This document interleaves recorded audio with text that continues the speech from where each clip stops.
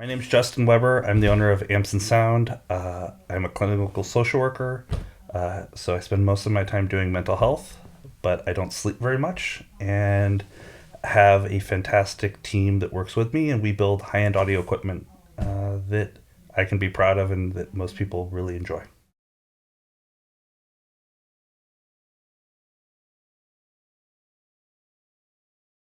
Everybody, hopefully you can see. Not light. So this is the Forge. Although I liked my name better, I wasn't allowed to use my name. Sasquatch is the original name of the amp, at least from a concept, because it was a fun name. That said, what we have here is a more mature Mogwai OG. So you have a single-ended amp, zero feedback, can run almost any tube you can throw at it, from 6L6 GCs, 6550s, KT88s, EL34s, and run it well. And in this version, we have a 32 and 300 ohm outputs, giving you a really wide choice of headphone selection. I call it the 32.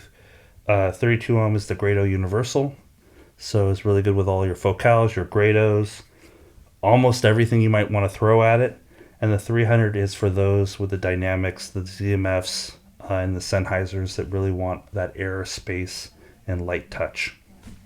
The Mogwai hadn't been revisited from a design standpoint for a really, really long time. We kept going bigger and putting bigger iron. And the Mogwai had a lot of features in a very small package. And wasn't a distilled idea. I think that it tried to do a lot of things and did most of them very, very well. But by splitting the hair, we weren't as focused in our mission. So with this, Headphones was very, very laser-like in their focus. They wanted a headphone amplifier. They wanted something bespoke that their consumer could be proud of and own for a lifetime, and that could power any headphones that they might want to sell. And this wasn't meant to be your first headphone amplifier purchase. This was meant to be almost your last headphone amplifier purchase. And so if you look at a Mogwai versus a Forge, you'll see that the design elements are all pretty much the same. The spacing and organization has changed in a more logical manner that really makes use more helpful. So things that we did, the binding posts are gone. Most users weren't using speakers, and so it was something that took up a lot more space and didn't provide the flexibility of transformer choices. Now we could always choose what transformer impedances make the most sense for the customer. In so doing, we actually have a much simpler, more elegant layout in the back for a set of single RCAs, the jacks on the side. Now, we weren't going to put them in the front because you have your volume control in the front, you have your tubes in the front, but by having them on the side, it's a very logical layout. So source in the back, output on the sides, volume control in the front. And, the idea of the color scheme, I don't know if you can see, was meant to match HD 800Ss. So if you look at a side of an HD 800S and put it right next to the Forge, you'll be astonished as to how close we got color-wise. So this is our flagship.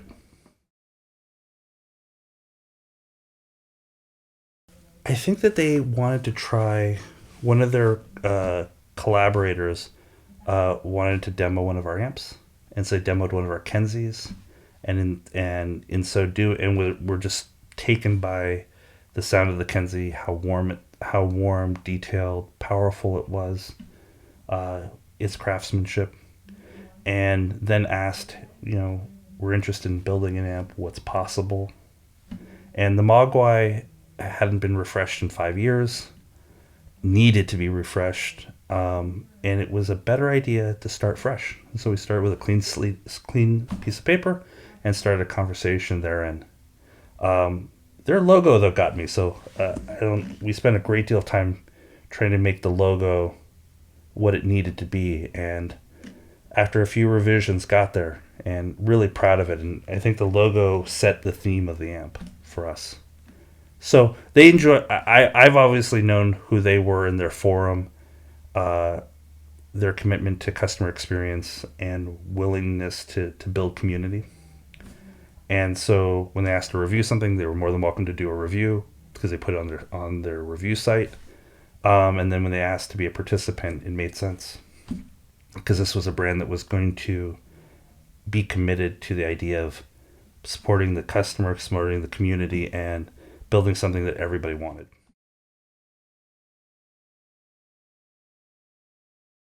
The topology is a single-ended. They're tetrodes, unless you're using EL34s, but single-ended tetrodes strapped for triode. So normally you would have triode as your sweetest sounding tube, 300B, 2A3.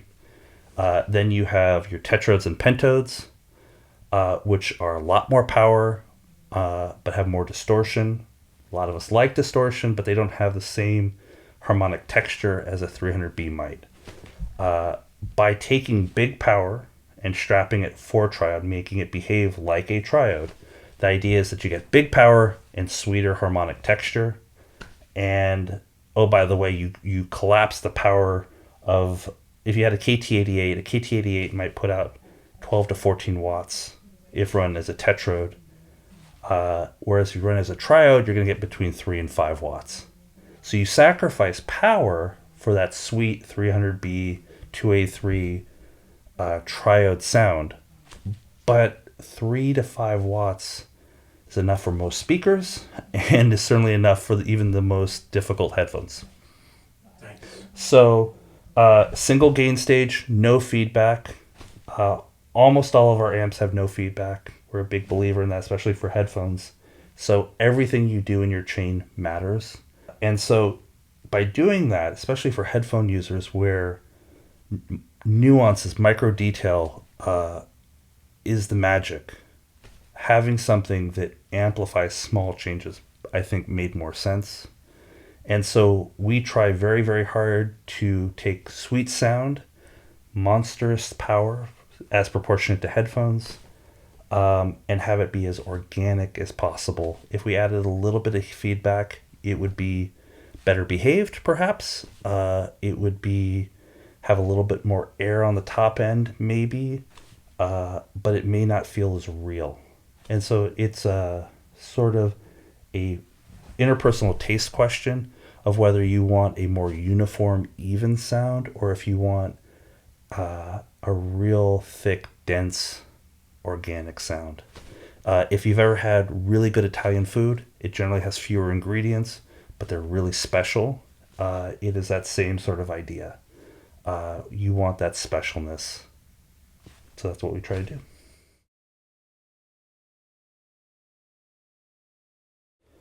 So in lessons learned with ZMF, 8 and 100 makes a lot of sense for a lot of dynamics.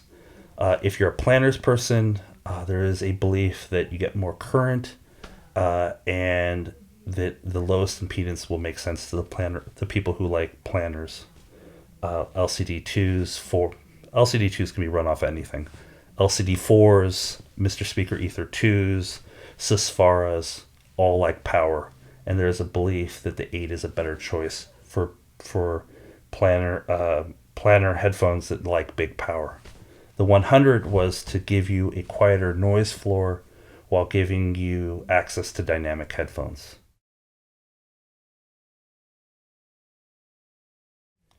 It is a value question as much as it is a humanistic listening question. Tubes generate distortion, but the human ear prefers the distortion of a tube versus the distortion of a solid state amp. Anybody who tells you that a tube amp is more linear or has less distortion than a solid state amp is wrong. But that's not the point. The point is, what do I want to listen to and why?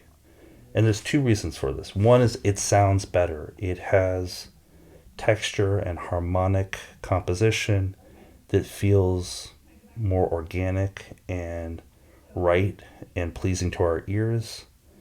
The second part is that a single-ended tube amp almost always, uh, from a textbook standpoint, will roll off the lows and roll off the highs. I don't think my amps do that. In fact, I know better that they don't. They don't roll off the lows, and they're pretty good about not rolling off the highs out to 1 decibel past your hearing.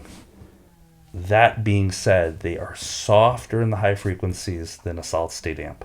Solid state amps, to protect your high frequency hearing, actually generate filters to clip themselves.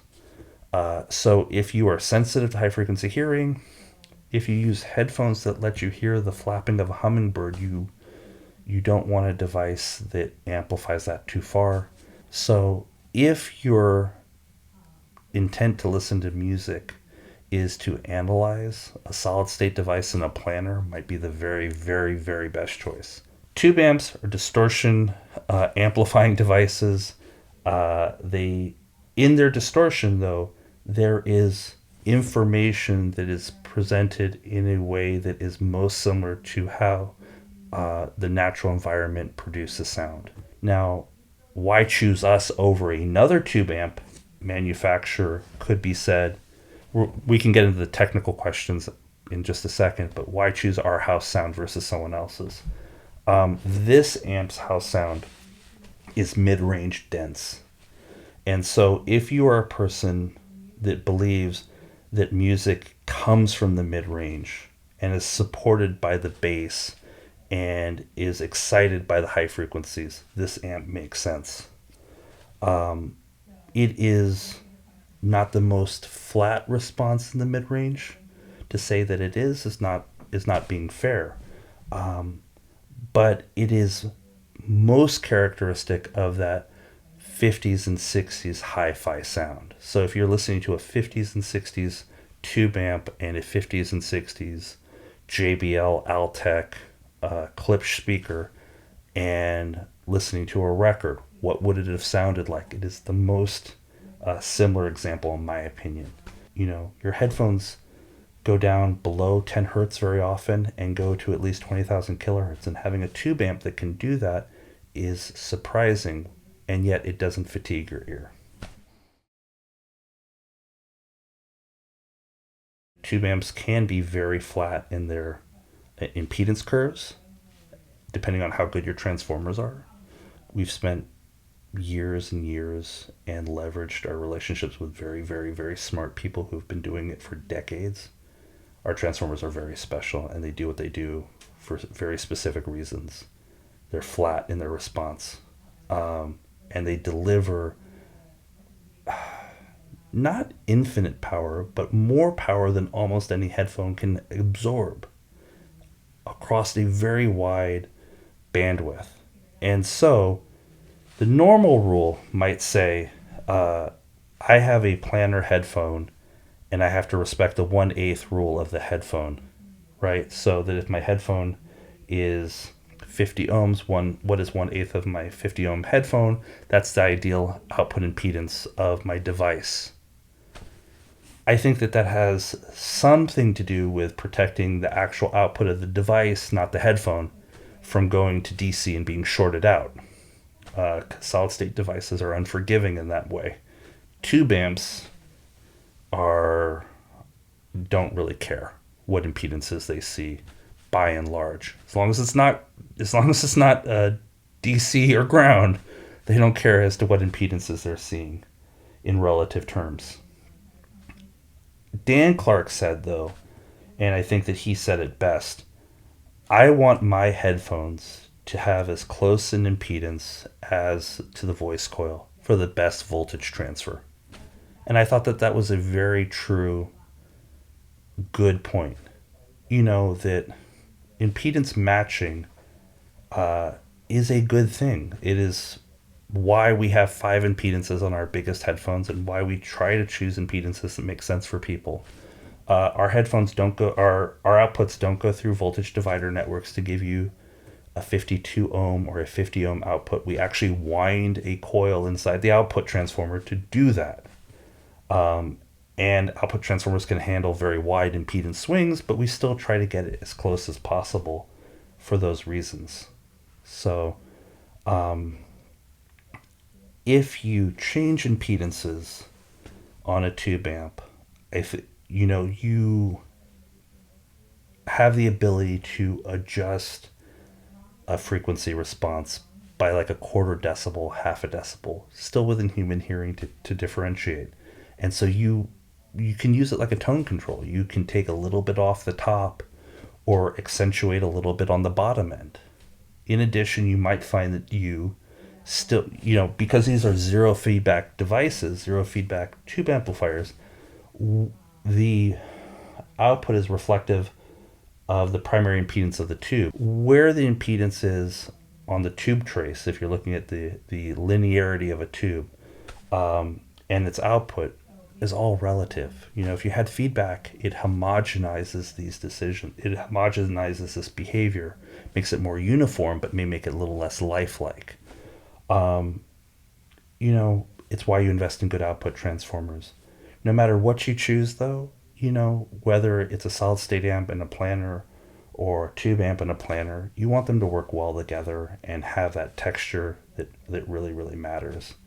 I think that listening to rules, these rules are meant to help people who don't have full understanding of things typically make safe and good decisions. And I understand that too. I think though that most things paired with these amps sound fantastic. And so it is not the place I would give the greatest credence or attention to. Right here I have a Raytheon 6SL7, super cool tube, love it. I think it cost me $65 to the door.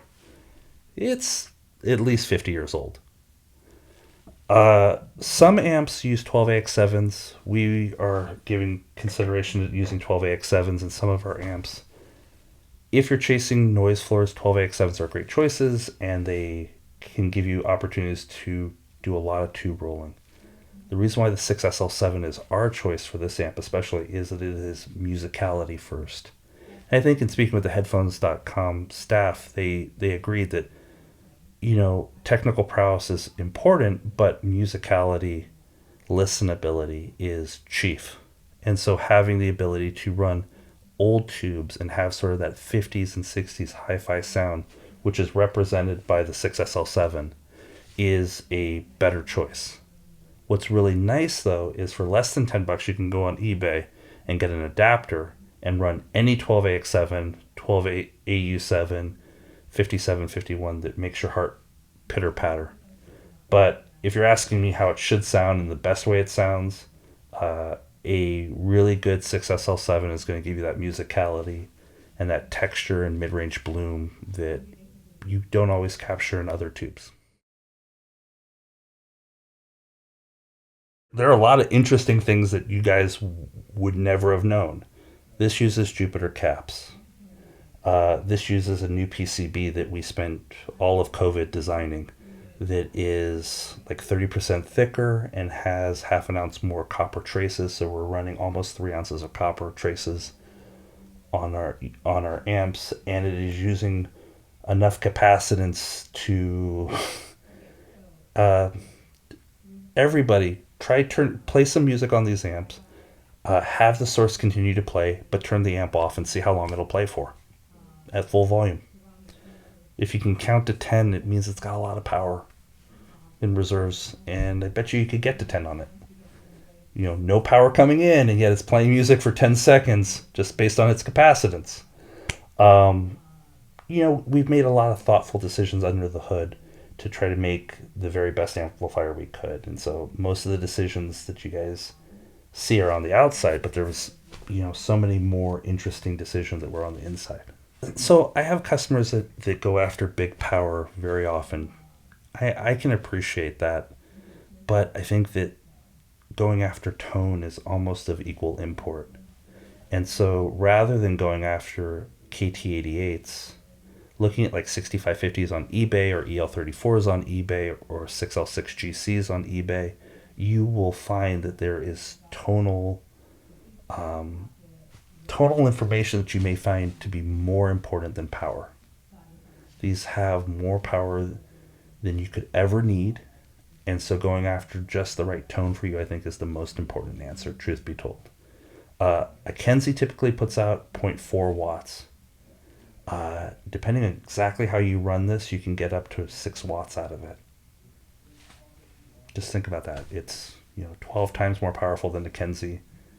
I don't know a single headphone other than the Abyss, the Susvara, or the LCD4, maybe the Ether 2 that can absorb 3 to 5 watts continuously without having a problem. You're never going to do it. So go after sound, go after texture. You'll have more fun doing it too.